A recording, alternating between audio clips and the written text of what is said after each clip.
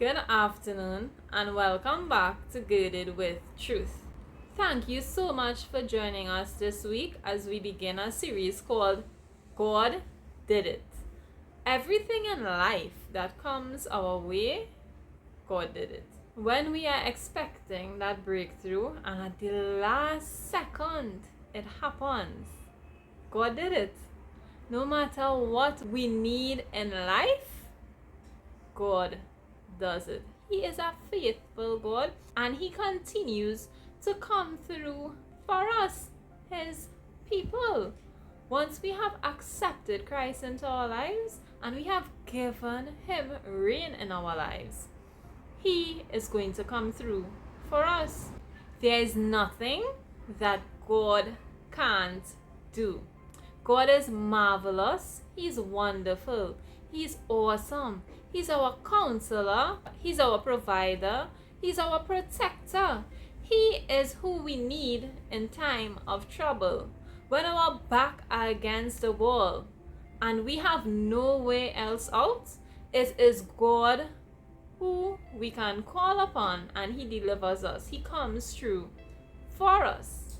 So today we're talking from the perspective, you are enough. A lot of times we think God has this grand plan and it's far from us. But to be honest, God partners with us to enact change in the earth and so that lives can be transformed, so that we, His people, are able to do what has never been done before in our time and bring it closer to the earth that God envisioned it to be. Zechariah chapter 4 verses 5 to 9 says, Then the angel that talked with me answered and said unto me, Knowest thou not what these be? And I said, No, my Lord. Then he answered and spake unto me, saying, This is the word of the Lord unto Zerubbabel, saying, Not by might, nor by power, but by my spirit, saith the Lord of hosts. Who art thou, O great mountain, before Zerubbabel? Thou shalt become a plain, and he shall bring forth the headstone thereof with shoutings, crying, Grace, grace unto it. Moreover, the word of the Lord came unto me, saying, The hands of Zerubbabel have laid the foundation of this house. His hands shall also finish it.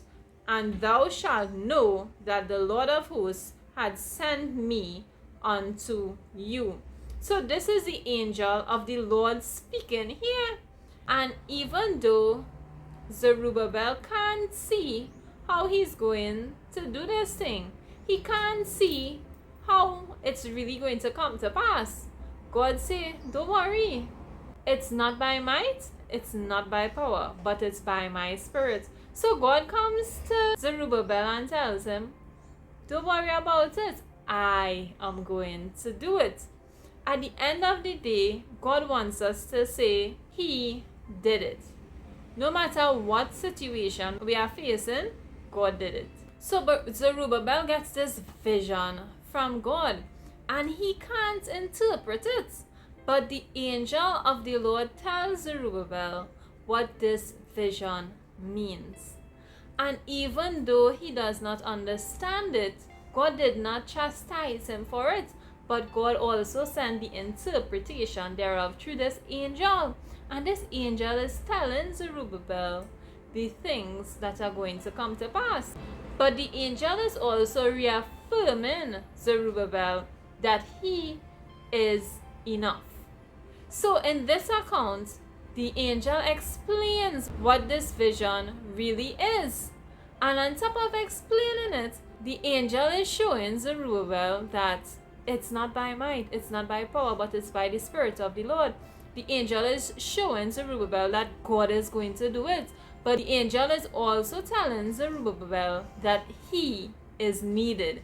He is needed for this. The angel of the Lord is saying that however big the mountain is, however huge the giant may seem, it's going to be made low. It's going to be made a plain in front of him, because God has called Zerubbabel in order to partner with him to annihilate the enemy. And God continues to tell him he's going to start the work and he's going to finish it. We spoke about Nehemiah building the wall, and he brought it to a complete halt after he had finished the work. But God enabled him to complete the work. And just like Nehemiah was able to finish it, God is telling Zerubbabel that he didn't just lay the foundation, but God is going to enable him to finish the work. But he's not just going to finish the work, but he's going to finish it with his own hands. So God is speaking to Zerubbabel to not just do the work, but to partner with him, because God wants to do something in Zerubbabel's life, not just to prove others that God enabled him, but to prove to Zerubbabel that it is the Lord of hosts that is partnering with him. And each and every one of us, God has called us to our work, not just to start it, but to bring it to an end, because God said he knows our end from our beginning. So he knows how this story, our story, is going to end, but he needs us. All of us face the challenge to see the vision at its end stage, but to be able to look at the vision at its end stage and start from the very beginning, walking out each detail as God lays it out for us. It's easy to get the vision and begin to walk it out on our own, but God doesn't want us to do that. He wants to show us the vision, show us the end result, and then partner with us along life's journey to accomplish this thing. What a mighty God we serve, that he is not just willing to show us our great life, but he is willing to also walk through this journey with us, to show us the intricate details and the plan we have to follow to accomplish this thing, not our way, but his way. So at the end of the day, we will have to say, God did it. But he's also tasked to show us that you are enough. Gideon also faced this challenge in believing that he was enough. Judges chapter 6 verses 11 to 16 says, And there came an angel of the Lord and sat under an oak which was in Ophrah, that pertained unto Joash the Abiezrite. And his son Gideon threshed wheat by the winepress to hide it from the Midianites. And the angel of the Lord appeared unto him and said unto him, The Lord is with thee, thou mighty man of valor. And Gideon said unto him, O my Lord, if the Lord be with us, why then is all this befallen us? And where be all his miracles which our fathers told us of, saying, Did not the Lord bring us out from Egypt? But now the Lord hath forsaken us and delivered us into the hands of the Midianites. And the Lord looked upon him and said, Go in this thy might, and thou shalt save Israel from the hand of the Midianites. Have not I sent thee? And he said unto him, O my Lord, wherewith shall I save Israel? Behold, my family is poor in Manasseh, and I am the least in my father's house. And the Lord said unto him, Surely I will be with thee, and thou shalt smite the Midianites as one man. So Gideon is trying to hide in the winepress to thresh his wheat. First of all, the winepress is not for threshing wheat. But Gideon is hiding from the Midianites just to be able to have food to eat, just to be able to survive. So Gideon has this survivor's mindset, this survivor's mentality, where he's just trying to make it from day to day. And this is the angel of the Lord showing up to challenge Gideon's mindset, to say, why are you sitting here just surviving when God has called you to thrive? Thrive in this season. Even when you are being oppressed, you ought to be thriving. And this is a challenge that has come to many of us, because we are caught in the survivor's mindset, especially since the pandemic hit. We have been struggling just to survive.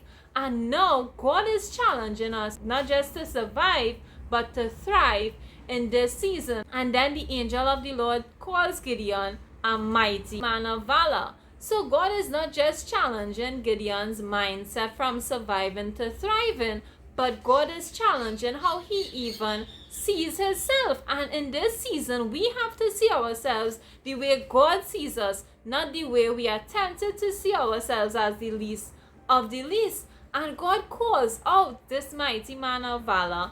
And he says, well, where were you all the time? Why are we in this situation if you are here with us? You abandon us. As a matter of fact, our fathers tell us all these stories of the great miracles, signs, and wonders that you work for us, but I'm not seeing any of it. And with this challenge, Gideon is pouring out his heart to the angel to say, you weren't there for us when we needed you. So how you could come here to challenge my mindset of how I see myself? How dare you? And the angel responded by saying, if you will go, then your people will be delivered. All the Midianites will be slain as one man. So God came up. God showed up in his situation to deliver him. But he needed to accept the fact that it was first God showing up. And he needed to address the bitterness he had in him. To say, well, where you were all the time? Where was God when we were being oppressed for these number of years? And furthermore, we heard all these stories about God, but we have not seen the working of God in our lifetime. And God likes when we challenge him this way, because then he can show up in our situation and begin to show us the God that he is, the God that we need in our situation. So God doesn't just challenge our mindset, but he challenges our belief system. And now that Gideon's belief system is challenged and he has what he needs to actually think beyond where he is, then God has shown up and began to work where Gideon was able to slay the Midianites as one man with 300 people. He brought thousands of Midianites to their knees, to their death, because with God, he was able to do the impossible. God did it. God used him, and God was able to work a mighty work. There was a miracle, because why? Gideon was enough. And today I want to tell you that you are enough. Whatever it is that God wants to do in your life, he called you to it. God did it. He's going to do it. But he needs you to partner with him. And today he's telling you that you are enough. Joshua chapter 3 verse 7 says, and the Lord said unto Joshua, this day will I begin to magnify thee in the sight of all Israel, that they may know that as I was with Moses, so I will be with thee. And the goal of this is so that people will know that you and God have always been in partnership. You have to trust God. You have to believe God. Your belief system has to be around who God is and not the situation you are facing. Because you partner with God, because you trust in him in the hard times, in the good times, God is going to raise you up, magnify you in front of everyone who thought you have always been a nobody. The people who see you as nothing is going to have to stand and declare that God is God and God did it. They are going to have to declare that you are enough. So today I want to remind you that God is going to do it. I also want to remind you that you are enough. Thank you so much for listening. Have a wonderful afternoon. Bye.